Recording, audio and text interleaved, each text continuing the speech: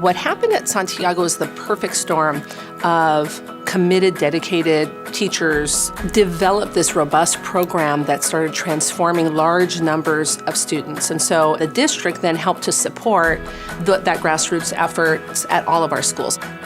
The majority of the students at Santiago come from a home in which English is not the primary language spoken and are on free and reduced lunch. You know, every student is everybody's student. And I see that from our teachers and our staff every day. I think a great teacher is someone that is always open to learning, regardless of our mistakes and our failures. You can always learn from them and become better. You have a rich conversation across departments about things beyond content. What strategies are equally effective in mathematics and in English language arts so that we can learn from one another? I think that's the key, is collaboration.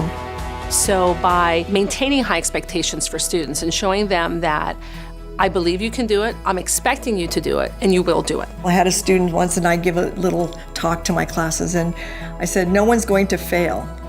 And I remember a boy sitting in the back of the class raising his hand, what do you mean? I said, I mean, failing is not an option. The students know that if they're not meeting expectations, they select interventions, or they do peer tutoring, or they have to do extra questions or extra notes in a certain subject area.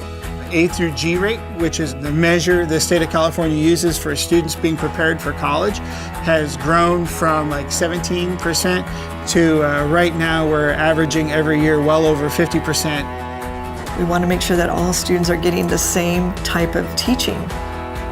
So the shared leadership at my school is driven by the teachers, is driven by the administration up to the district office, and we really do have a voice. It's the team deciding what's that essential standard. So the teachers pick the standard, they plan together how they're going to teach it, they teach it, and then they evaluate that data. And that's something that happens, weekly. Whereas they come back together at the end of the week, how did your students do learning this standard?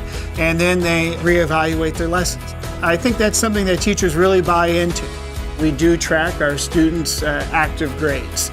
And so every 3 weeks, us as an administrative team sit down and look at every student's grades. We identify those students that need a little bit of extra support, and we go out and we meet with the kids. Your data happened because of the system that you have in place at your school. You have to own it, and you have to come to work and believe every day that what you do can affect that data. How do you keep on improving? So at Santiago, being student ready means being prepared to receive students however they come, to help to prepare them to move to the next level, and then to be ready to help students to be ready for the lifetime of success that awaits them.